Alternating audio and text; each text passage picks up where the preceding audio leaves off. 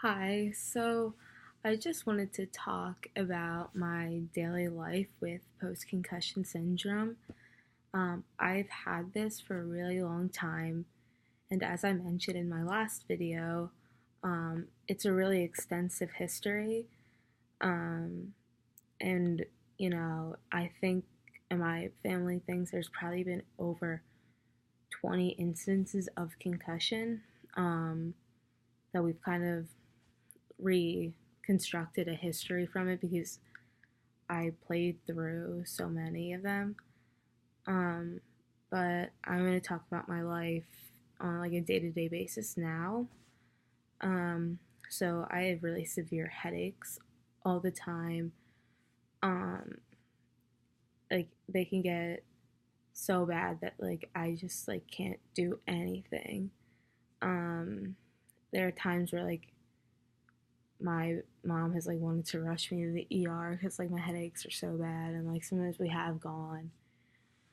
Um, but I really hate the hospital, so I don't really like going to the ER. Um, in school, I just graduated from high school finally.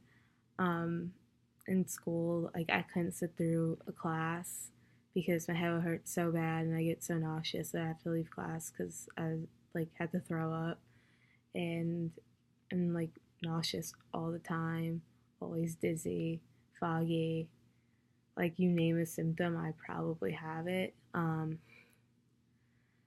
I definitely do have some really long term stuff from all my concussions, like just attention deficit issues and um, tremors, which were I had an EEG to look for seizure activity, and that was inconclusive. Um, it's a very long road, and one of the biggest things that I struggled with, especially like when I was younger and had and really started the journey of dealing with concussion as something that took months or years to deal with rather than just a few days or a few weeks, was the mental health side of things.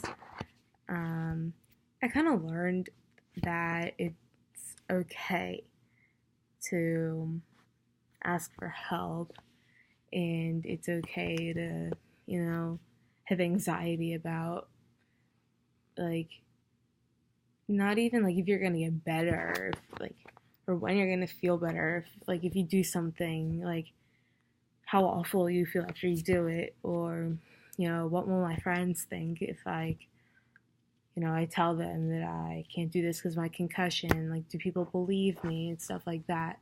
Because I've definitely had people not believe me. Um, and then there's depression because, I'm in pain all the time. A lot of people with concussion are in pain all the time. And it's just like the continuation of not being able to do things. It really takes a toll on your mood.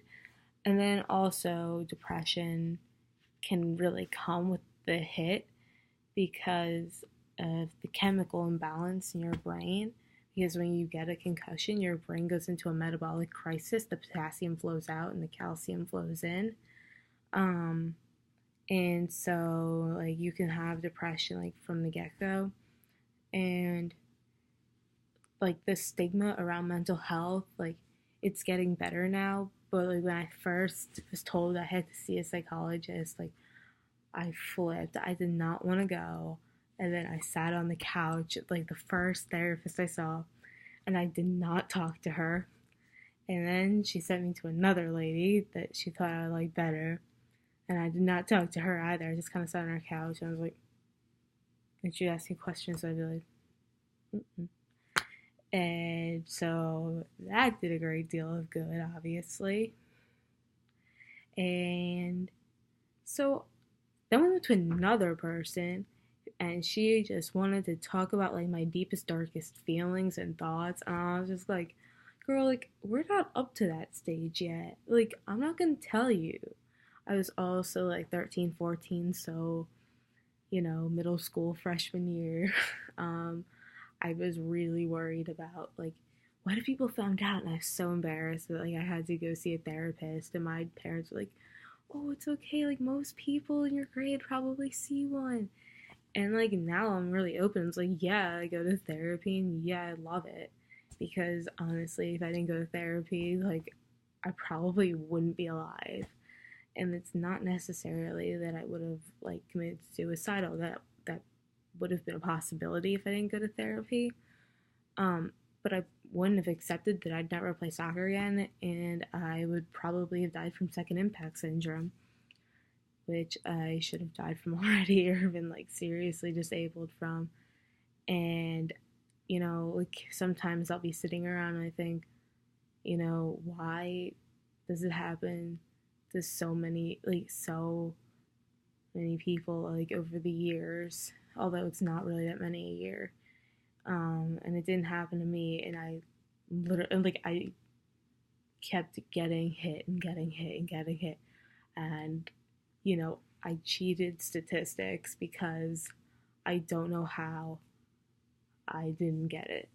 Um, but I'm thankful, and I think I need to use that opportunity to use my voice, use my story to try and bring awareness, because I don't want other kids to go through what I've gone through. Um, like, I don't want another kid to be sitting at home for a year in a dark room wondering if they're ever going to go to school again. Um, I don't want that. I don't want there to be, like, another girl or boy or anything, like, just kind of, you know, sitting in a doctor's office having their athletic career stripped from them and not even realizing what's going on. Like, when I lost soccer, I was so foggy and confused and in pain that, like, I didn't even realize that I had lost soccer until, like, a few months later, when, like, I realized I wasn't in school and I wasn't playing sports. And I was like, Mom, like, when's soccer practice? And she was like, Claire, like, remember how the doctor said you couldn't play anymore? I was like, really? And, like, it's been 3 years and I still miss it, I'm not gonna lie. But, I found other things that I enjoy that have kind of taken the place of soccer. Um, I just, like, I don't want, people to lose their careers because there's a lack of knowledge, which is what happened to me. And I think that's the first thing that we can change, is the lack of knowledge. And if everyone, like, came together and like, really spoke up for teammates who they thought could have a concussion, it's better to be safe than sorry than in these kinds of situations. And even if you're afraid, like, your friend, like, may be mad because you reported that they may have a concussion, like, they will thank you one day, I promise. When they're not, in unbearable pain and they are aware of what's going on, they will thank you. And it's time that we all start being real teammates and working together to try to stop other young people from losing not only their careers, but quality of their lives for whatever period of time it is. And really, so it doesn't impact school, because at the end of the day, as a young person, like, school is your job.